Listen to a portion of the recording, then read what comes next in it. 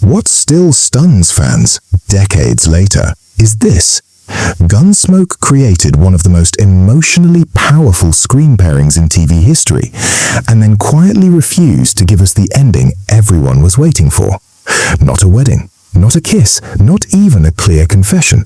Just the slow, aching pull between Marshal Matt Dillon and Miss Kitty. A tension so soft and constant, it slipped into almost every scene they shared. And here's what makes it even harder to let go. Kitty's final appearance aired in 1974, yet nearly 50 years later, longtime viewers and brand new fans are still rewatching, still debating, still hunting for the same answer. Why did it never happen?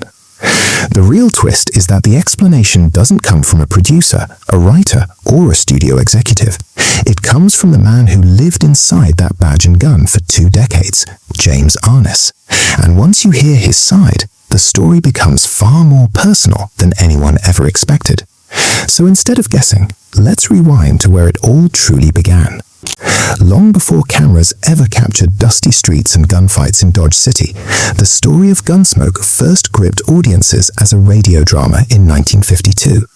When producers finally decided to bring that world to television, they knew one thing for certain. They needed a commanding figure who could carry both danger and silence at the same time. Almost like fate stepping in, the role landed on a quiet, towering 32-year-old actor named James Arness, with a powerful push from one of Hollywood's most respected legends, John Wayne.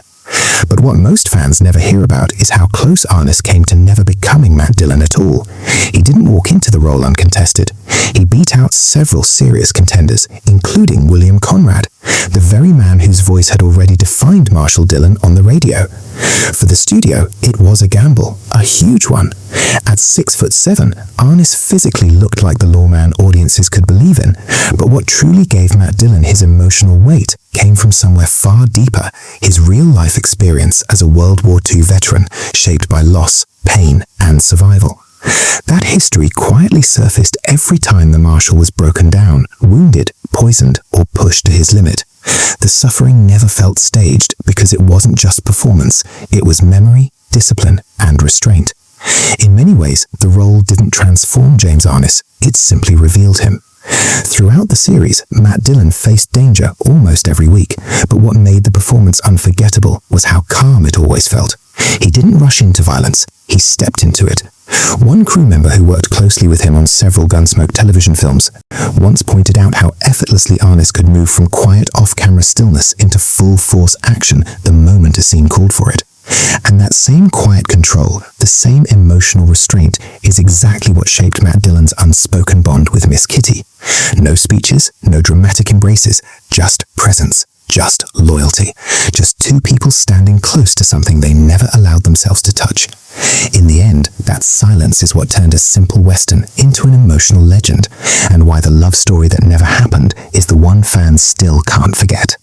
She always says the moment still plays in her head like a movie scene, because what she witnessed that day quietly revealed who he truly was. The first time James Arness caught her eye, he didn't look like a Western hero at all. No famous hat, no towering boots, just a calm man in a chair, wearing plain white tennis shoes. Then the crew suddenly called out, "We're ready for you on set." Without rushing, without saying a word, he slipped off the sneakers, pulled on his cowboy boots, stood up, and walked straight towards his horse. And in that blink of time, the man disappeared. Right there, in front of her, Marshal Matt Dillon was born. She would later say that was the exact moment she realized he wasn't simply right for the role, he was the role. That woman was Amanda Blake, and when she finally landed her part on the legendary TV series Gunsmoke, she was in her mid-20s, thrilled, nervous, and quietly relieved that all those exhausting auditions had finally paid off. More than anything, she felt lucky to be working beside Arness, the steady, silent force who carried the weight of the town's marshal every single week. Before long, audiences across the country fell in love with her as Miss Kitty Russell, the sharp, warm-hearted saloon owner of Dodge City. And when the show shifted from black and white to color in 1966, something unexpected happened. She didn't just appear on screen, she glowed. Suddenly fans were seeing her and her connection with Matt Dillon in an entirely new light. By then, the show itself had already become a television giant. It had first aired in 1955 and would continue all the way through 1975, an astonishing 20-season run. Arness never missed a single year as Matt Dillon. Blake, however, stepped away during the 19th season, yet one mystery was carefully left untouched. The writers never fully explained what truly tied Matt and Kitty together, and somehow they never needed to, because the unspoken bond was always there, living in the pauses, the looks, and the quiet space between their lines. Long before that chemistry held millions of viewers captive, Arness had already been slowly carving out his path.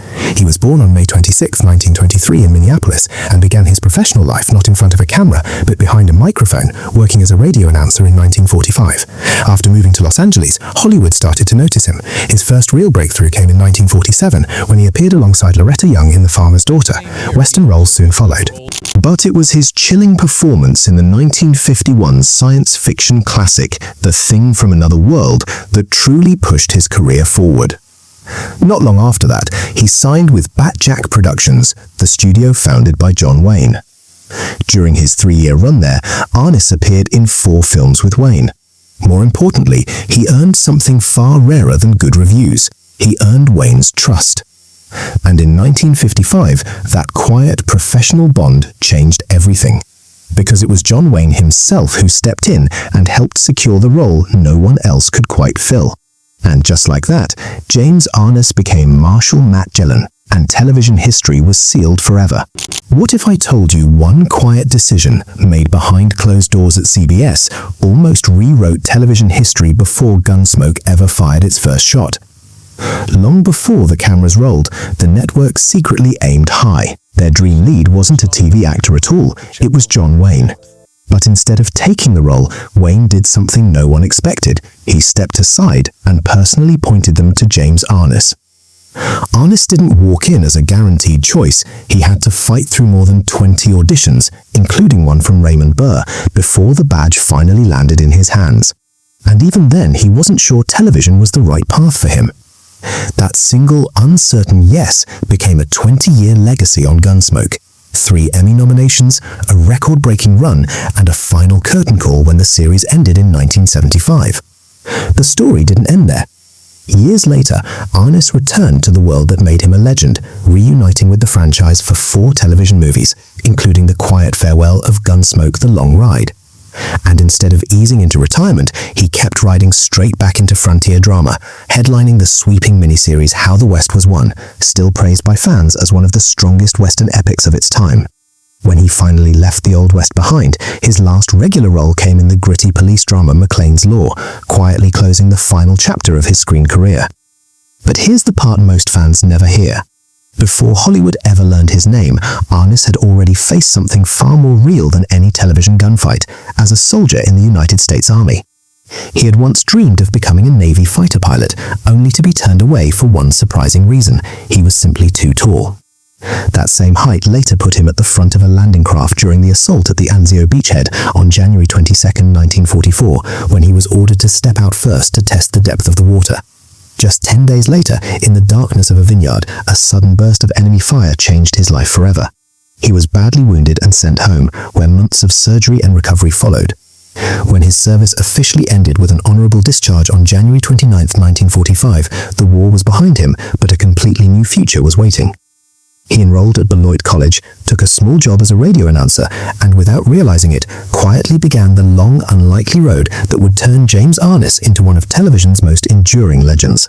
He didn't come to Hollywood chasing fame, he came chasing survival, gripping nothing but courage, hope, and a stranger's ride on the side of the road.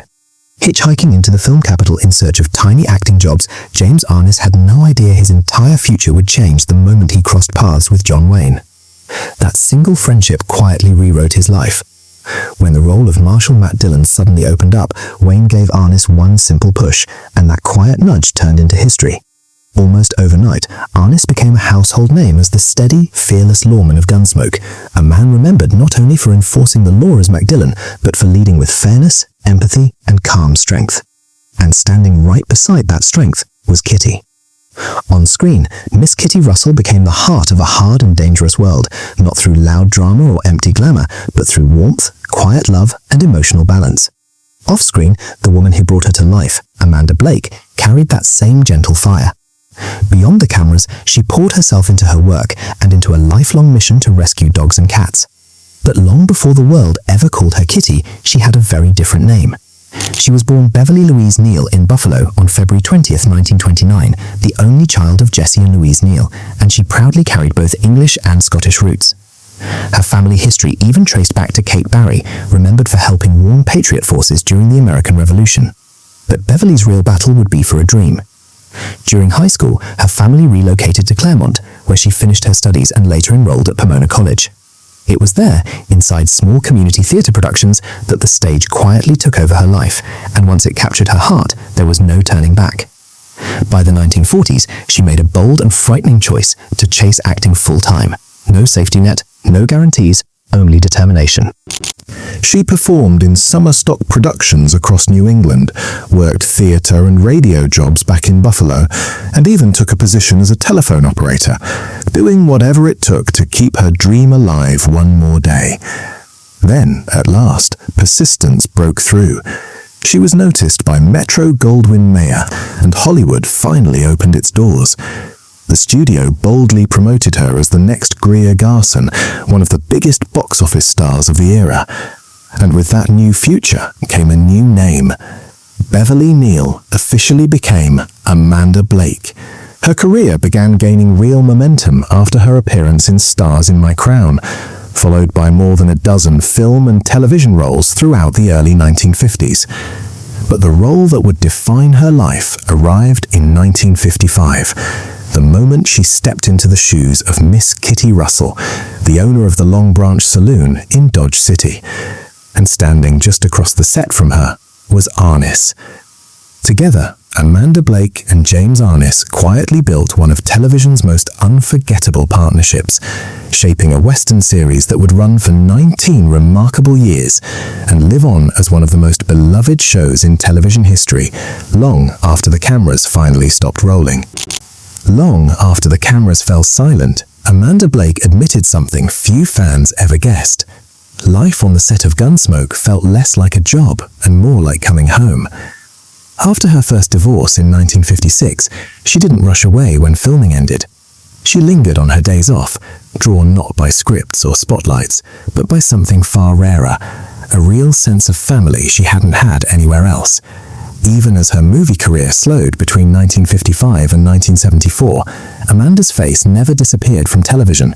She popped up in Alfred Hitchcock Presents, The Red Skelton Show, the Dean Martin Comedy Roasts, Tattletales, Match Game, and later The Love Boat, a steady reminder that audiences still wanted her, no matter how much time passed.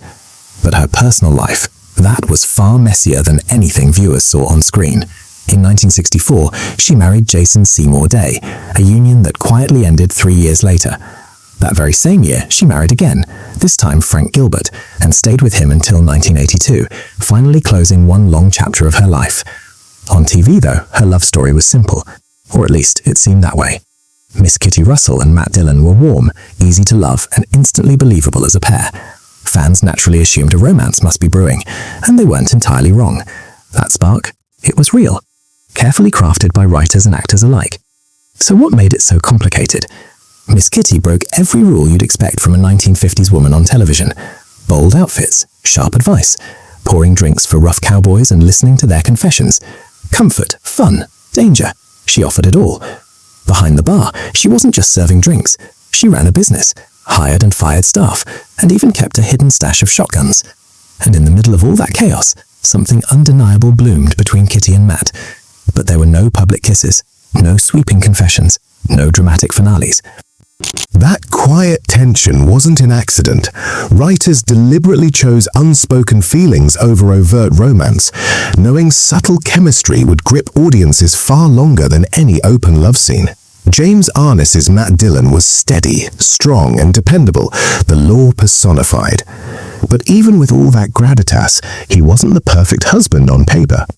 So here's the question fans still whisper about today. After nearly 20 years of shared glances, unspoken longing, and quiet loyalty, why didn't Matt and Kitty finally take that step? And the deeper question remains, was Matt holding back because somewhere inside he feared the world could never truly accept a woman like Kitty? What if one of Hollywood's most iconic screen couples never got the romance fans desperately wanted? That's exactly the mystery behind Marshal, Matt Dillon, and Kitty Russell on Gunsmoke. Amanda Blake wasn't afraid to stand her ground. She could outdrink and outshoot the toughest men in Dodge City, and she made it clear that no one would tamper with her Kitty. Yet maybe deep down, Matt Dillon secretly wished for a quieter, homier partner, someone who didn't steal the spotlight. James Arness opened a rarely seen window into this dynamic in his autobiography, explaining why Matt and Kitty's relationship never fully bloomed on screen. Fans had long wondered why the sparks between them seemed frozen, hovering only in teasing glances and subtle hints. Arness made one thing clear: it wasn't personal. The producers intentionally kept the romance restrained to protect the delicate balance of the show. Pushing it too far, he said, might have complicated storylines or even risked Gunsmoke's hard-earned popularity. Ironically, the restraint worked in the show's favor. By leaving the love story to viewers' imaginations, the tension became more thrilling than any explicit romance could have been. Behind the scenes, Arness and Blake shared a strictly platonic bond, but their chemistry translated perfectly on camera, making every subtle touch, laugh, and teasing glance believable. Arness praised Blake not only as a brilliant actress, but as a wonderful friend, a casting choice that contributed greatly to the show's enduring success. Fans speculated endlessly. Could dating a lawman put Kitty in danger? Perhaps the subtle restraint was practical as much as creative. Jim Burns, who wrote 34 of the series' standout episodes, confirmed the strategy. After the Long Branch closed, there was always the unspoken idea that Matt might go upstairs, but the show never explored it on camera. Flirtation, teasing, hugs, arms around each other, yet not a single on-screen kiss. And maybe that's the secret of their timeless appeal. Gunsmoke gave you as a love story you could chase in your imagination, one tantalizing glance at a time. What fans might never realize is that the creators of Gunsmoke deliberately kept Matt Dillon and Miss Kitty's romance in the shadows, turning every glance, every word into pure suspense. James Arness believed this was no accident. The tension was by design, a clever ploy to keep viewers hooked and writing in by the thousands, begging for even the tiniest hint of romance. The producers knew exactly what they were doing. Rather than spell out love on screen, they mastered the art of push and pull, letting the chemistry simmer and boil over subtly, making every interaction between Matt and Kitty something fans would obsess over. Arness often remarked that this restraint was genius. It turned ordinary moments into legendary ones. Marriage? That was never on the table. But the writers weren't afraid to throw challenges their way. Season 5 introduced Anley Pryor, an outlaw from Kitty's past, testing her loyalty and stirring emotions audiences couldn't ignore. By Season 8, Claude Ainsley drifted into Kitty's life, a fleeting presence whenever Matt wasn't around, quietly fueling curiosity about her heart.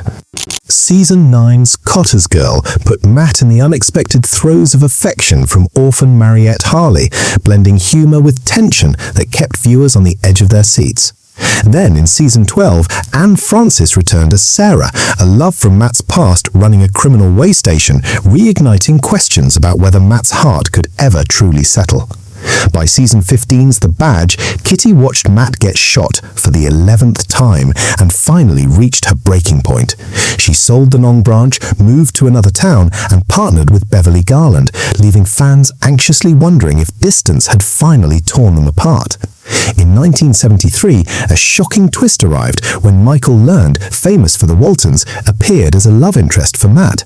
A rare on-screen kiss tied to Matt losing his memory sent viewers into a frenzy, questioning where his heart really belonged. Even when he returned to Kitty, the suspense lingered, leaving audiences breathless. 17 years later, a TV movie revisited the drama, revealing a child stolen from Matt and Learn's character and a tense search intertwined with subtle romantic tension, echoing the unspoken longing fans had always loved between Matt and Kitty.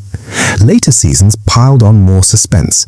When a man protecting Kitty during a stagecoach robbery was injured and proposed, Kitty's heartfelt conversation with Matt reminded everyone of the decades-long bond they shared, a connection that could never be broken, no matter what twists the writers threw at them.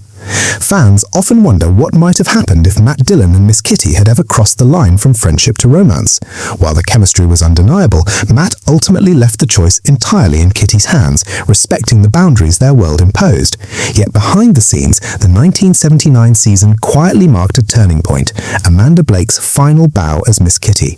Blake had relocated to Arizona, married, and grown weary of the constant travel. Tensions with producer John Mantley had also been mounting, especially over costumes. Miss Kitty was meant to exude elegance, but Mantley hadn't refreshed her wardrobe in years. When Blake insisted on new outfits before filming could continue, Mantley refused, later admitting, "It was the biggest mistake I ever made." Blake wasn't the only one with insights into the show's inner workings. She revealed that the creators deliberately avoided a romantic storyline between Matt and Kitty, fearing love might disrupt the Western tone and alienate viewers. With a wire laugh, she noted the classic cowboy cliché, more attached to their horses than women, while quietly assuring fans that Dillon's feelings ran far deeper than any attachment to his steed. According to Blake, Gunsmoke's goal was to capture the charm of the Old West for all ages, leaving romance largely in the imagination. She encouraged fans to envision the untold possibilities, the subtle tension and unspoken longing that the series rarely made explicit. After wrapping that final season, James Arness moved on to star in How the West Was Won, the police drama McLean's Law, and portrayed Jim Bowie in The Alamo 13 Days to Glory. Yet nostalgia drew him back in 1987, when the Gunsmoke family reunited for Gunsmoke Return to Dodge, penned by Jim Burns, marking Amanda Blake's triumphant return to the role fans had never forgotten.